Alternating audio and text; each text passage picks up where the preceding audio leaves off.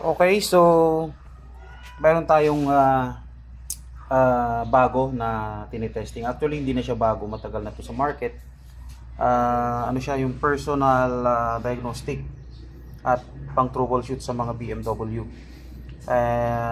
Yung pangalan niya ay OBD Link. Tapos kailangan mong mag-download ng Motoscan application. Yung Motoscan application ay may bayad. Okay? So, pagka yung light lang, yung pang i-scan mo lang, free of charge yun. Pag gusto mo ng basic, yan, tinexplain niya, may mga certain amount na naka-ano dito. So, pero yung sa akin, activated na siya. Itong binili ko, ito yung, I think it's around 45 euros. So, lately ko lang siya nabili. Siguro mga almost 6 months ko na tong nabili itong OBD link na ito, at ngayon lang din ako nakasubscribe kasi sobrang hirap mag-subscribe dito. But ngayon okay na siya. So bakit nga ba ako bumili nito? May ugali kasi itong BMW minsan na pag nasa biyahe ka, maraming mga lumalabas, sobrang maselan lumalabas yung suspension, yung mga suspension na malfunction, kung ano-ano. So at least kuan lang, may pang backup. So punta tayo. Ito yung niya, yung general interface ng Motoscan. So yung motor natin R1250 GS, nandito siya sa R series. Andito siya sa K50. Ito, K50. So meron siyang pang-diagnose sa anti-lock. Ito yung full version Headlight electronics, audio radio, authorities BCA, basic module, anti-theft, ganyan, electronic. Ito yung madalas na nagma-malfunction sa akin. So this product may siya, kailangan mong i-accept. Ayun. Saan na ba yun? Electronic ESA, ganyan. So no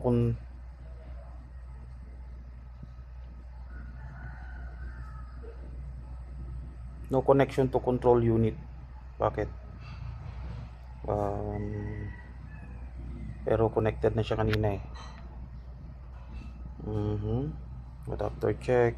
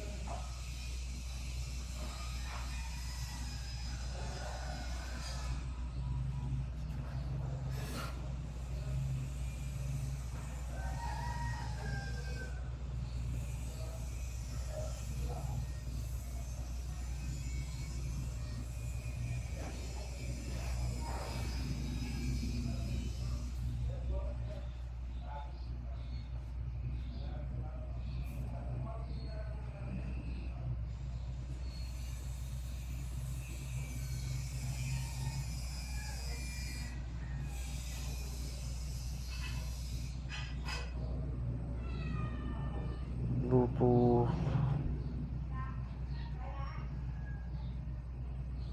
OBD link. So far okay naman, connected naman siya.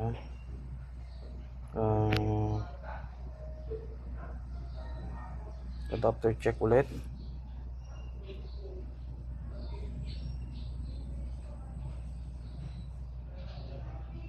Ayun, so okay na siya. Okay, ito tayo sa R series K50.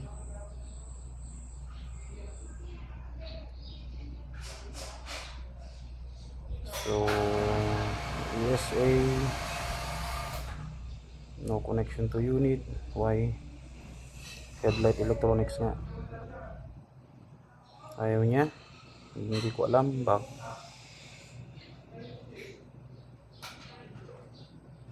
Yun. So may lumabas sa kanyang ito may identify. Ano ba yun? Nabuksan ko.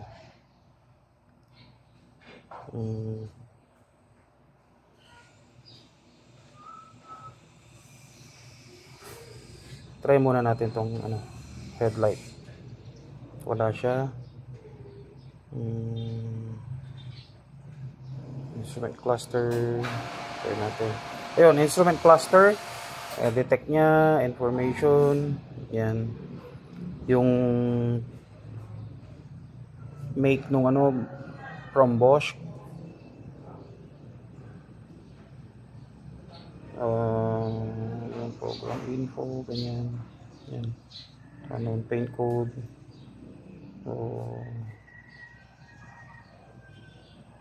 Saan ba tayo? Kaya nga tayo sa basic muna. Basic module. So, identification, body light controller.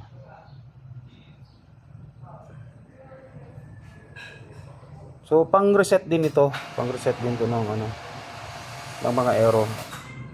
Engine electronics. Yan, identification. Gumagana na siya.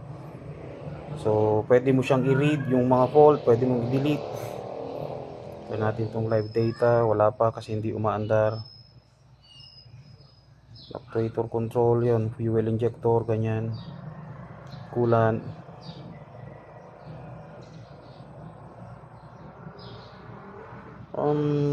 Hindi ko lang alam ba't hindi siya makakonect dito. So no connection to control unit. Tire pressure, try natin. Hindi rin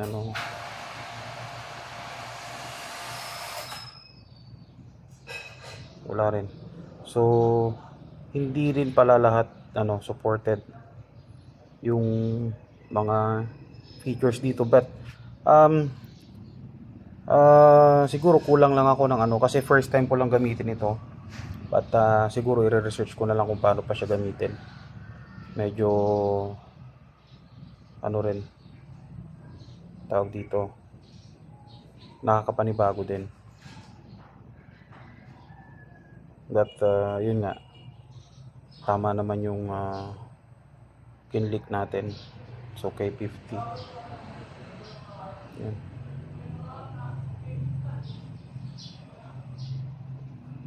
Instrument cluster. Ito yung pala. Ito, halimbawa pag gusto mo nang lumabas ng ng BMW, pwede mo na siyang i-change oil mag-isa. Pwede mo na siyang i-reset, pwede mo nang yung mga dates niya rito. Mga ganun. Pero sa ngayon kasi 5 years warranty to, pero ang purpose ko lang talaga dito pang backup. Hindi ko siya gagamitin ng alam mo yon, programming info, ano ba yung mga nandyan.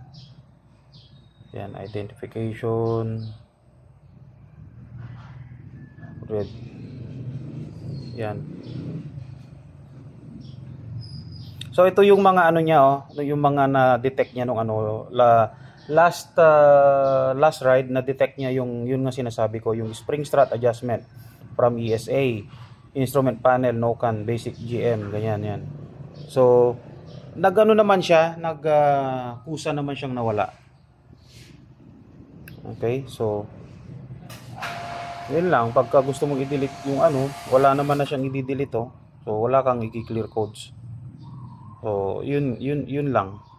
Marami pang pwedeng magawa rito, pero yun nga, hindi lumalabas yung mga ibang functions. But I'll try to send an email to Motoscan. Baka makatulong sila. Okay. So that's it for now. Thank you for watching.